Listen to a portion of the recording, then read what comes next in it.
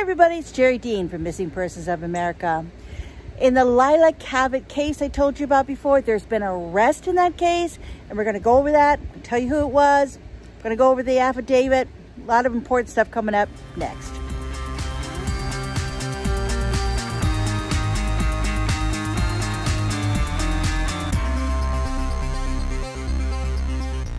You don't know what I know. You only know what I tell you. If you recall, I did a story on a toddler that was found by themselves, and they did not know who the parent was. And that toddler was found alone in Florida, and they had on a shirt and a diaper, and that was on July 26, 2020. Now, over the next few weeks that went by, they realized that the toddler belonged to Leila Cavett, but no one could locate Leila Cavett. No one knew what happened to her.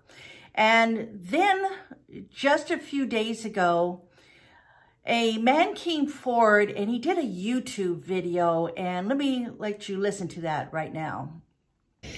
Greetings, family. It's a beautiful day outside, enjoying the day after Lion Gates 9, so I'm born, birthed into existence. Today, I want to talk about Leila Cavett, or Cavett, who she is and what my connection is to her. You know, Leila's missing right now. And I just want to say this. Why is it the only connection that you made between me and Leila Cavett is the one that I posted?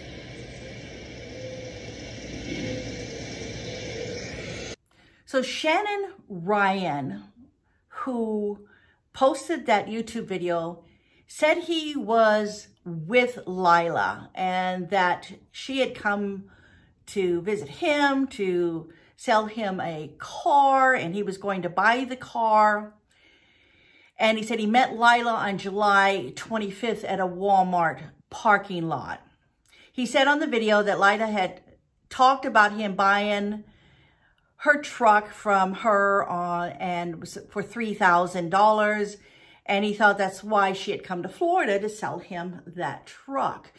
I want to be very specific about what I said. Leila told me that she had took her Cavalier or her car, this was about 2 months before, and traded it for a truck, almost an even swap, which didn't sound right either. But now, when I go clean out the truck, guess what, y'all? Y'all know what I'm finna say. The paperwork ain't in the truck. There's no title to the truck. I'm getting nervous now. I'm feeling played now. Oh, there's a title in the truck, though. A title to the Cavalier that she said she traded for it. And a tag to it. This girl that sold me a stolen truck is my greatest fear right now. And he goes on in this video and he talks about how when he did purchase that truck and that he realized that there was no paperwork on that truck. Leila took off and he didn't know that he couldn't find the paperwork on that truck. And then he was worried about the truck being stolen. So he parked it. I parked right back at Walmart. I got in my car. What did I do for the rest of the day? I think I went back to motherfucking racetrack. And the beach is what I do. As I'm waiting for Christina to get out the goddamn hospital. Now, he also went on to say he spoke with the police, and the police told him that they had found Leila's son and Leila was missing. And he says he never knew that she was missing up to that point. He says, I don't watch TV. I didn't even know she was missing. And they were asking him all kinds of questions about Leila. Well, that person has been arrested. And just before he was arrested, he posted another video, which was a little hard to see. The first one, it was pretty clear. You could see him standing there. The second one he posted was in the dark, and it was very hard to see him. And a lot of the stuff that he was saying tended to ramble on, and it was a little hard to follow. So while some of y'all want to play like you want to get famous, or play like you want to play with me, like you're standing toe-to-toe with me, know what energy you playing with, too. Yeah, I said it. Now, with that being said, Anybody else feel like I'm guilty? I can give a fuck less. You need evidence that say I'm guilty.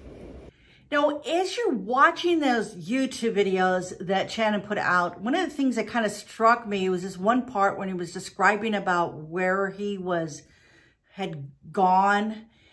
And one of the things he mentioned was the Everglades. And I got a chill when he said that, because to me, I think that he was saying where Leila was. With the understanding, I'm finna go to Key West, y'all.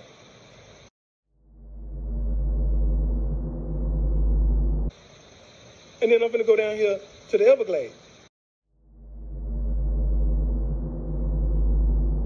But he was arrested, and I wanted to go over the criminal complaint that was posted, and I wanted to go over it with you and let you know the things that were said on this criminal complaint, okay?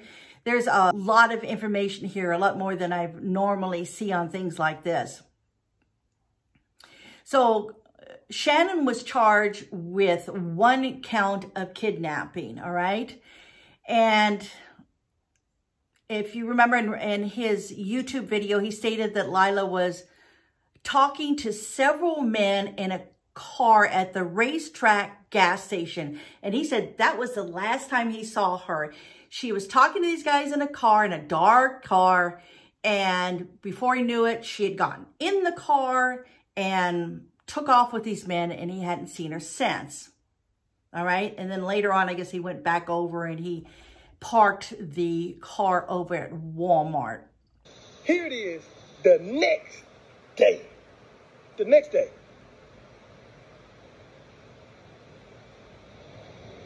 I think I immediately left racetrack. Yep. On camera. Yeah. I slept in the line, which is right next to Walmart. And then I drove over to Walmart. Now, the complaint goes on. It says that a review of the cell phone records showed that Ryan's phone utilizing a tower in the area where Caden was found abandoned. That was Leila's little boy that was found alone in Florida. And she said, and it says that Ryan's phone, Shannon Ryan's phone, pinged in that area where Caden was found. It also states that Ryan had been using a debit card belonging to CL. Now, I thought at first that maybe the letters had been transferred and they were talking about Leila's phone, but now I believe it was Christina Larson's phone that they're talking about. And it also says it showed purchases of trash bags, carpet odor eliminator, and duct tape, all right? Now, Ryan explained in his YouTube video that it was used to fix a broken window on Leila's truck, and that's what the garbage bags and the tape was used for. But authorities noted in the surveillance video at the gas station that there was no broken window on the truck. Now, also complaint states that a friend of Ryan said he tried to sell him the truck for $1,000. And then during a search of Ryan's Lexus, they discovered a bleach cleaner and trash bags and a white powdery substance. Now, I don't know if this was powdered Ajax or drugs. I don't know. It wasn't specific what that was, and I don't know. It didn't say anything about that. They had tested it at the time. Now, employees were interviewed at the racetrack gas station, and they said they saw Ryan over at the dumpster, and they found children's toys and a woman's clothing in that dumpster. And one thing in particular was a pair of pants, a floral pair of pants that you could see Leila wearing in one of those photographs. They said that those pants in the dumpster match the ones that Leila was wearing. And let's see, the clothing was found inside the dumpster on July 26. And now, there was Google searches on Ryan's phone where he looked for what day was the commercial pickup in Hollywood, Florida, and does bleach and alcohol make chloroform. Ugh, all right? Now, what I'm going to do is I'm going to take that criminal complaint, because it's about 3 pages long, and I'm going to post it on Missing Persons of America, so you can go over there and take a look at it and read it at your own leisure. And you can see everything that's itemized there that the authorities found regarding this case. Instead of me going through every single one of them, I just kind of picked out what I thought was very important. But just going over there and you could read it in detail and go over it more and see exactly what they are talking about in this criminal complaint. So right now, Shannon Ryan has been arrested. And we knew that. It came up yesterday they'd been arrested, but over the weekend. But nobody was quite sure what he was arrested for. But now we know. With this criminal complaint, we do know what is going on there. And you're going to hear a lot more about this, I'm sure, as the media picks up the story and that more information gets out about it. Now, the only thing left is to find Leila. And I'm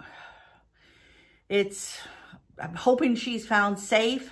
But from what we're seeing here, I don't know. When you look at that video that Shannon put up, you listen to him talking and you go, oh, well, maybe he really did fix his window. Or he seemed as though he was really trying to help Leila.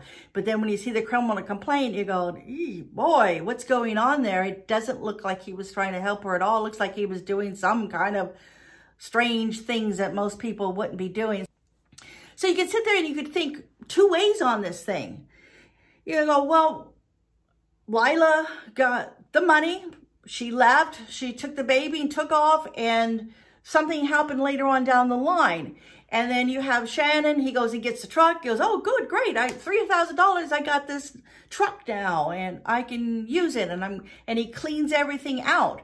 But the fact is, he cleaned everything out at the dumpster, and he threw everything in the dumpster. And the other part that's just not adding up is the fact that the police looked at the surveillance video and they did not see Leila leave at all with these men in a dark sedan. And that's the kicker, I think. They don't see her leaving with anybody. He said she left with these guys in a dark sedan, but there's no video showing that she ever left with anybody.